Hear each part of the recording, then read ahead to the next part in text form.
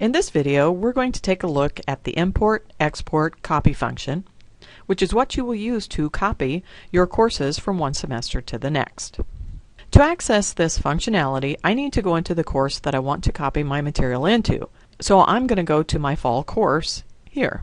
And then once I get into my empty shell, I'm going to go to Edit Course. And then I'm going to click on the Import, Export, Copy Components link. When you click on this link, you'll see Copy Components from another org unit, which is what I'm going to do here in just a minute. I'm going to skip the Parent Template option for right now. Export Components is where you would create a copy of your course for download and archiving on your own computer. And Import Components is what you would use to bring content in from a publisher, like a test bank or content that is in a zip format. But in this video, we're going to look at the copy components from another org unit. By default, Include Protected Resources will be checked, and we recommend that you leave it checked, as that would refer to any content that you have uploaded from the publisher that includes an access code. Students still need to purchase the access code each semester, but this allows you to copy the material with the code from semester to semester. So whether you use external material or not, just leave it checked. Next up, I need to click the box to search for Offering. This is what allows me to filter through my previous courses from which to copy. So I'm going to copy from my 2013 spring course. So I select the course here and click Add Selected. So now I see the section of the course that I'm about to copy. Now, there are two buttons from which I can choose to copy. Copy All Components or Select Components. I want to copy all components, but I want to show you the Select Components option first. Now let's say that you've already copied the course over and you have your content in place. Perhaps you've copied from your current course and you've updated some things or added some content pieces to the previous course after you'd already copied it over. If so, then you're going to only copy over certain pieces, so that's why you'd select components to copy. So once you've done that, it's going to take you to this page of Choose Components to Copy. Now, one thing to remember is that if you copy all and then think it didn't take, or copy it all again, it will duplicate material, and you'll have to go through and delete the duplicates manually. So take care when you're going through this process.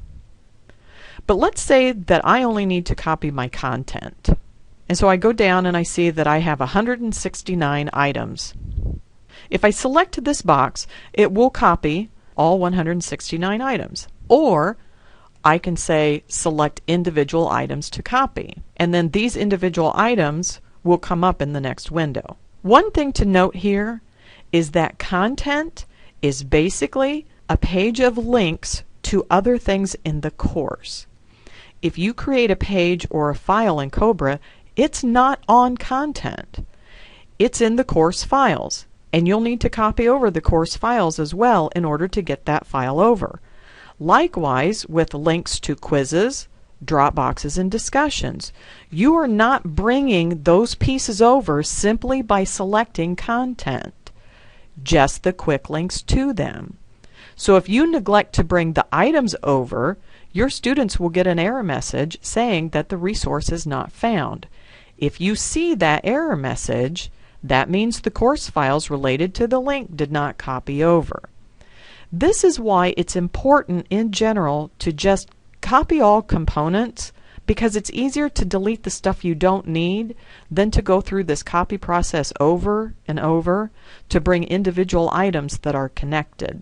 So if I click Continue, then I will see the individual pieces of content that I have in my course.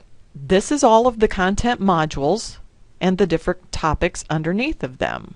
So I can expand this down, and if I know that I want to bring everything over, I can say Select All.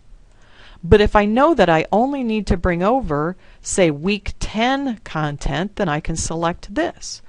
Or maybe I just need to bring over the Chapter 6 quiz, and that's all that I need. Now, one thing to note here is that you see that when I selected just this little individual item here, it automatically checked the module.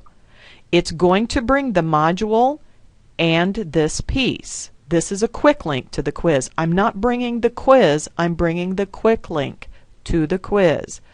It's going to bring both over. I can move this once I get it over, but it has to bring the module in which it sits as well.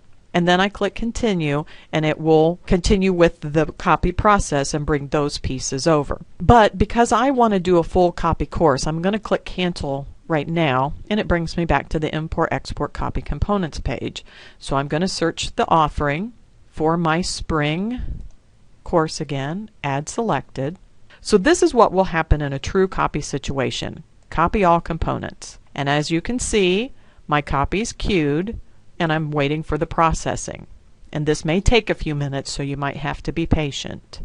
Once the copy is completed, I get this green check mark that tells me it was completed. Now that it's complete, I do want to check to make sure that everything's there. So I can either click the content up here in the nav bar, or I can say view content. And it will take me to my content page, and I can double check to make sure everything is here. I can also just drop into my discussions, drop boxes, and quizzes to make sure that everything has come over. I can check my grades and make sure that all of my grade information came over. And so it looks like all of my content came over fine.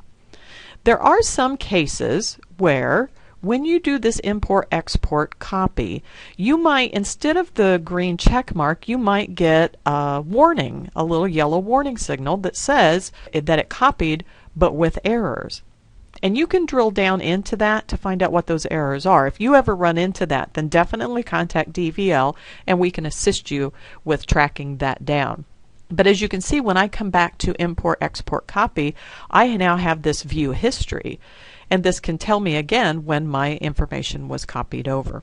One of the things that I do want to point out is my home page, as I go back to my home page.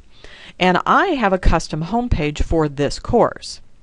However, I get the default when I copy my course over. Likewise with the navigation bar, I get the default, but I have customs. So if I go into Edit Course and Home Pages, you can see that my Business 106 homepage did copy over, but it is not active. So all I have to do is set the 106, click Apply. Likewise, if I go to Edit Course, Navigation and Themes, find my Business 106 has copied over, select it, click Apply. And then if I go back to my home page, now you can see that my custom home page is in place. So if you've created a widget, if you've created a special about this section, all that information does copy over. You just have to set it up so that it is the active home page or the active navigation bar. So now that I have all of my content in place, my home page is set, my navigation bar is set, all I have to do now is go through and update all of my date-related materials, and I'm ready to go.